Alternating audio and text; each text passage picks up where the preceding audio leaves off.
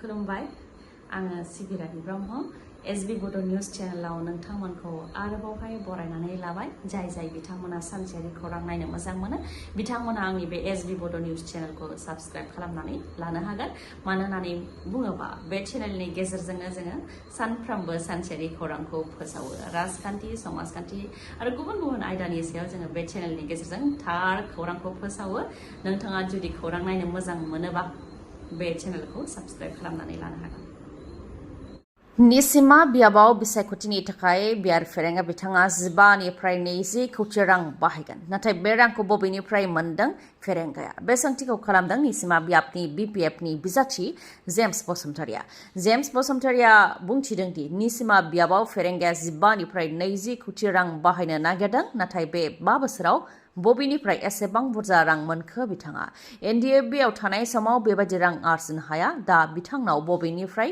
कौटि रां दं होननानै सोंथि खालामो जेराव मुंख्लं नखरफोर गोबांनो एक्स ग्रेसिया होआखै होननानैबो बुंथियो बिथाङा फेरेंगानि बे कौटि राङा सोरनाव सौहैदों बेखौ जों मिथिगौ मानोना खौरांखौ लानो थाखाय इउपिपिएलआव जों गोबां मानसि दैथायहरबाय दा बिथांमोना सोर गावसिनि आरो सोर गुबुन बेखौनो हमदांनो हानाय नङा होननानैबो बुंथियो फेरेंगाया फैसा होयोब्ला रांखौ ला मानोना बेफोर राङा बिटिसिनि आरो रायजो राजानिनो नाथाय भटआ जोंनियावनो बा बिपिएफआवनो फैगोन होननानै बुंथियो जेम्स बसुमतारिया बेनि अनगायैबो फेरेंगाया निसिमायाव हाबनानै जेम्स फैयोब्ला होसोनांगौ जेम्स फैयोब्ला होस्रांनाय जागोन हिन्दु ब्रह्म बाथौखौ सैया बायदि होननानै रायजो राजानि सिगाङाव बुंदों नाथाय सासे इएम जानानै धोरोमनि खोथाखौ नंखायै बुंनो नाङामोन होननानैबो फोरमायथियो जेम्स बसुमतारि बिथाङा जेब्ला बिथाङा चिरांदुवारनि इएममोन अब्ला बर'दिननि रां बिहैयोब्ला बैसागुनि रां बिहैयोबा हा-हुनि जेंनानि थाखाय रायजो राजाया थाङोब्ला न' सिंनिफ्रायनो ओंखारामोन आरो रायज्लायहराबोमोन बेनिखायनो फेरेंगा देरहाबावोबा मा खालामगोन बेखौ रायजो राजाया मोजाङैनो मिथिगौ होननानैबो बुंथियो आरो फेरेंगानि कौटि राङा एन्टि कारापसननि नोजोराव गोग्लैगोन बेनि सायाव प्रशासन आरो इलेक्शन अफिसारा जाहाथे नोजोर होयो बेनि थाखायबो बुंथिनाय जाबाय होननानै मिथिहोयो बेनि अनगायैबो बिपिएफ दोलोआ मोनस्नि प्राइमारिखौ लानानै 11 अक्ट'आव खैलामलायाव जथुम्मा लागोन जेराव हाग्रामा महिलारिबो फैगोन होननानै फोरमायथियो जेम्स बसुमतारि बिथाङा गिबियावनो ससियेल मिडियानि माखासे एपफोरखौ बेन फेसबुक इन्स्टाग्राम वाट्सएप इउटुब चाइनानि टेनसेन्ट स्नेपचैट पिइन्टारेस्ट आरो एक्स बेफोर एपफोरखौ बेन खालामनाय बेनि उनाव गोख्रों धरना जाय धरनायाव 19 धरना होग्राफ्रा जिउ खोमानो गोनां जाबाय आरो 400नि बांसिना जोखोम जानो गोनां जादों जेराव 400नि मादाव 2 जिदाइना पुलिस जवानबो नेपालाव दुंहाव थासारि ससियेल मिडियानि माखासे एपफोरखौ बन्द खालामनायखौ लानानै बा बेन खालामनायखौ लानानै आरो प्राइम मिनिस्टार केपि शर्मा ओलीनि सरकारा जाख्ल'नायखौ लानानै गोख्रों धरना जादों नेपालाव जायनि थाखाय नेपालाव दा दुंहाव थासारि जादों आरो थासारिखौ सामलायनो थाखाय नेपालनि काठमान्डुनि माखासे जायगाफ्राव कार्फिउ होनो गोनां जादों आरो आर्मिबो थिसननो गोनां जादों ससियेल मिडिया प्लेटफर्मखौ बन्द खालामनायखौ बोखांनानै लाफिननांगौनि थाखाय रोजा लाइमोन सेंग्रा सिख्लाफ्रा गोख्रोङै धरना होदों नेपालनि काठमान्डु निउ बानेश्वर लामायाव गोख्रोङै धरना होदों एम्बुलेन्सखौ सावनानै खुद्रिदों बेनि अनगायैबो अन्थाइ खुबैदों पार्लामेन्ट बिल्डिंआव हाबनो नाजादों थासारिखौ सामलायनो थाखाय पुलिसा टियार गेस वाटार केनन बायदि बाहायनो गोनां जादों उनाव पुलिसा जेरै मेरै गुलि गावग्लुंनो गोनांबो जादों जायजों गोबाङानो गुलि नांजानो गोनां जादों होननानै फोरमायथियो सोमावसारनाय सुबुंफ्रा थासारिखौ सामलायनो थाखाय काठमान्डुनि गोबां जायगायावनो दा कार्फिउबो होनो गोनां जादों आरो आर्मिबो थिसननो गोनां जादों ससियेल मिडियानि माखासे एपफोर जेरै फेसबुक इन्स्टाग्राम वाट्सएप इउटुब चाइनानि टेनसेन्ट स्नेपचैट पिइन्टारेस्ट आरो एक्स बेफोरखौ बेन खालामदोंमोन प्राइम मिनिस्टार केपि शर्मा ओलीनि सरकारा माखासे गोदान नेम निथिनि गेजेरजों बेफोर ससियेल मिडिया प्लेटफर्मखौ नेपालाव रेजिस्टार खालामनो थाखाय नेपाल गभर्नमेन्टआ खावलायदोंमोन नाथाय नेपाल गभर्नमेन्टनि खावलायनायखौ नेवसिदों आरो थिखानानै होनाय सम सिमा बारलांनायनि उनावबो रेजिस्टार खालामैनि थाखाय नेपाल सरकारा माखासे ससियेल मिडिया प्लेटफर्मफोरखौ नेपालाव बेन खालामदोंमोन बेफोर ससियेल मिडिया प्लेटफर्मनि गेजेरजों नंखायै खौरां फोसावनाय जायो नंखाय आइडि बानायनानै हेड स्पिच फेक निउज फ्रड क्राइम बायदि खालामनाय जायो होननानै माखासे नेम निथिनि गेजेरजों गोदानै रेजिस्टार खालामनो थाखाय नेपाल सरकारा खावलायदोंमोन नाथाय नेपाल सरकार खावलायनाय लेखा खालामैनि थाखायनो ससियेल मिडियानि माखासे एपफोर जेरै फेसबुक इन्स्टाग्राम वाट्सएप इउटुब आरो माखासे एपफोरखौ बन्द खालामदोंमोन नेपाल गभर्नमेन्टआ नाथाय गोख्रों धरना होनायनि उनाव बेन खालामनायखौ बोखांनानै लाफिननो गोनां जाबाय नेपाल सरकारा 22 सेप्तेम्बर जानो आरो बारा गोबाव सान गैलिया 22 सेप्तेम्बरावनो बिटिसिनि बिसायख'थिया जागोन। बिटिसि बिसायख'थिया रंजाथाव महर लादों बिटिसिआव, जेराव हेलिकप्टार बिरनायनि बादिनांनाय, सुबुं थुबुर खालामनायनि बादिनांनाय आरो रायजो राजानि गोसोखौ देरहानो थाखाय बादिनांनायखौ नुनो मोननाय जादों।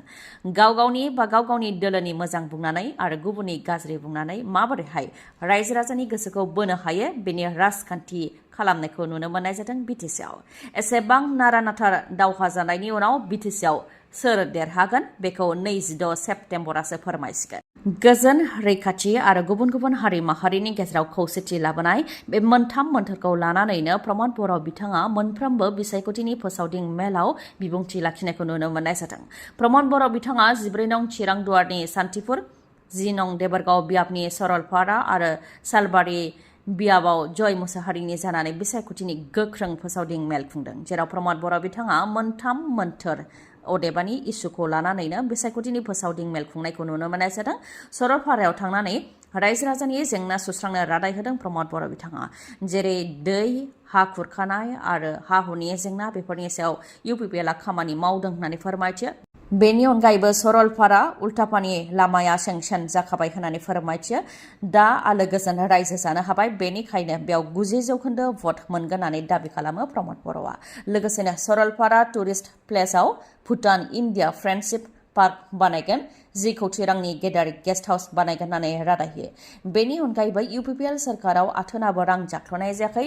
BPFआ जौगानायनि खामानि मावनायनि मुङाव गोबां रां जाख्ल'दों होननानैबो BPFनि सायाव अजद होयो प्रमद बर' बिथाङा। ओजोंहाय हाग्रामा महिलारियाबो सालबारि बियाबाव बिसायख'थिनि फोसावदिं मेल खुंदों। लोगोसेनो 14 नं चिरांदुवार बियाब आरो गुमा बियाबावबो फोसावदिं मेल खुंदों हाग्रामा महिलारि बिथाङा, जेराव सालबारि बियाबाव फोसावदिं मेल खुंनायाव लोब लोब रायजो राजाफ्रा ओंखारनानै BPF दोलोखौ मदद होफैदों। सालबारियाव BJP आरो BPFनि गेजेराव दावहाया जागोन होननानै बुंथिबाय हाग्रामा महिलारिया। प्रमद बर', एबसु, NDP आरो UBPOआ गोरोबथा खालामनानै लाबोनाय बिटिआरखौ केस होग्राया चन्दन ब्रह्म आरो खाम्फा बरगयारियानोमोन। बेनिखायनो बिथांमोनखौ गाज्रि साजा होनो थाखाय मिथिखानानै UPPLनिफ्राय टिकेट होदों होननानै बुंथिबाय हाग्रामा महिलारिया। आरो सालबारियाव गोबां आइजोफोर ओंखारबोदों, आइजो माने लोक्षि, बेनिखायनो सालबारियाव जों देरहागोन होननानैबो दाबि खालामो। 14 नं चिरांदुवारनि हाथिसारावबो हाग्रामा महिलारिनि बिसायख'थिनि फोसावदिं मेल, खाम्फा बरगयारिया लोंनाय दैनि जेंना सुस्रांनो थाखाय बिफाननिफ्राय गोबां रां लानानै फैदोंमोन, नाथाय मावाखै। बे ओनसोलाव दाबो दैनि जेंना आरो लामानि जेंना दङ।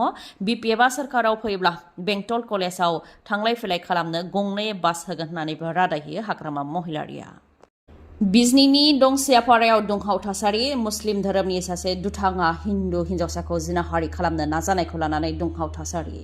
खलिल आली मुंनि दुथाङा सासे हिन्दु हिन्जावसा गथ'खौ जबरदस्तियै जिनाहारि खालामनो नाजानाय जाथायखौ लानानै दुंहाव थासारि जादों।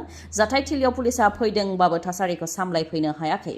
बिजनीनि दंसियापारायाव जादों दुंहाव थासारिया। दुथां खलिल आलीया हिन्दु हिन्जावसाखौ जिनाहारि खालामनो नाजानाय जाथायखौ लानानै ओनसोलनि रायजो राजाया खलिल आलीनि न'आव थांनानै न' बांखौ बुफाय बुसि खालामहैदों, खोरखि, दरजा, न'नि इन्जुर बायदिखौ बुफाय बुसि खालामहैदों।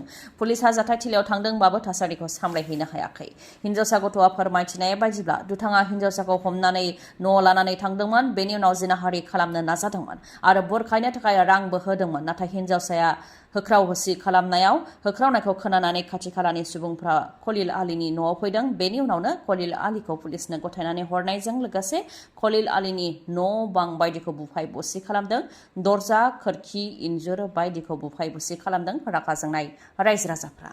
आं एबसु अफिसाव थानानै बोरायबोनाय गारलाबाथा आरो बड'फा उपेन्द्रनाथ ब्रह्मजों थाफानानै बिथांमोननि थाखाय मेथाइ रोजाबबोदोंमोन, नाथाय गोदोनि एबसु आरो दानि एबसु गोबां फारागथि दङ। बे खोथाखौ फोरमायथिबाय फेस्ला मेथाइ रोजाबगिरि बुदां बलबा। नंगौ, बर'नि मुंदांखा मेथाइ रोजाबगिरि बुदां बलबा UPPL दोलोनि जानानै मेल मिथिङाव ओंखारनायखौ जों नुबोदोंमोन, नाथाय दायो UPPLखौ एंगारनानै BPF दोलोआव फैबाय बुदां बलबा। UPPL दोलोखौ एंगारनानै BPF दोलोआव फैनायनि सायाव बिथाङा ओरैबायदि फोरमायथिदों दि बिटिआर गोरोबथा खालामखांनायनि उनाव बिटिआर सोदोबानो गेदेरखा आरो आलादा रायजोनि खम नङा होननानै सागानगिरिफ्रा फोरमायथिफैदोंमोन। बेनि अनगायैबो बिटिआर गोरोबथाखौ मुलुगनि मेलेमजिबिफोरानो बाख्नायदों होननानै बुंथिफैदोंमोन, नाथाय उनाव मिथिबाय लकसभा आरो रायजो सभायाव बिटिआर गोरोबथाया पास जायाखै, प्रेसिडेन्टआबो साइन होआखै, जायनि थाखाय बिटिआर गोरोबथाया पार्लियामेन्टआव एक्ट जायाखै।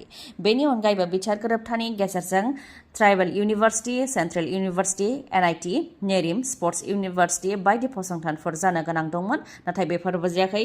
लोगोसेनो कौटि कौटि रांनि टिकाया बायजोआव थांजोबदों, बड'लेण्डनि राङा गुबुनाव थांफिनजोबदों होननानैबो बुंथियो। बेनि अनगायैबो दानि एबसु आरो सिगांनि एबसुनि गेजेराव गोबां फारागथि दङ होननानै बुंथियो बुदां बलबा। आं एबसु अफिसाव थानानैनो बोरायबोनाय गारलाबाथा आरो बड'फा उपेन्द्रनाथ ब्रह्ममोनजों थाफानानै बिथांमोननि थाखायनो मेथाइ रोजाबबोदोंमोन। नाथाय दानि एबसु आरो सिगांनि एबसुनि गेजेराव गोबां फारागथि दं होननानै बुंथियो बिथाङा।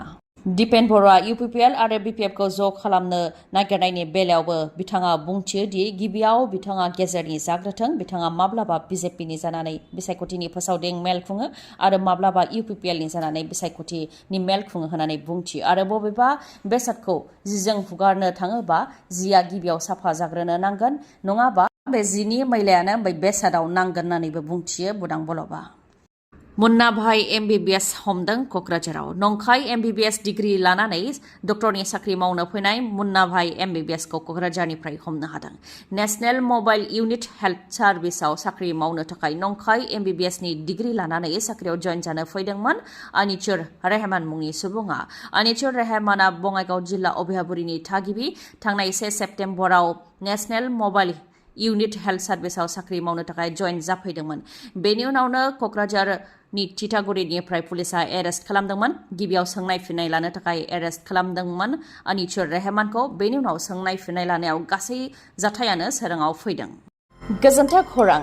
नोंथाङा सुजुकी कम्पानिनि मटर साइकेल आरो स्कुटि बायनो सानदोंब्ला नोंथांनि थाखाय गोजोन्थों खौरां। चिरांनि काजलगावआव गोदानै बेखेवबाय सेप्ट सुजुकी श'रुम।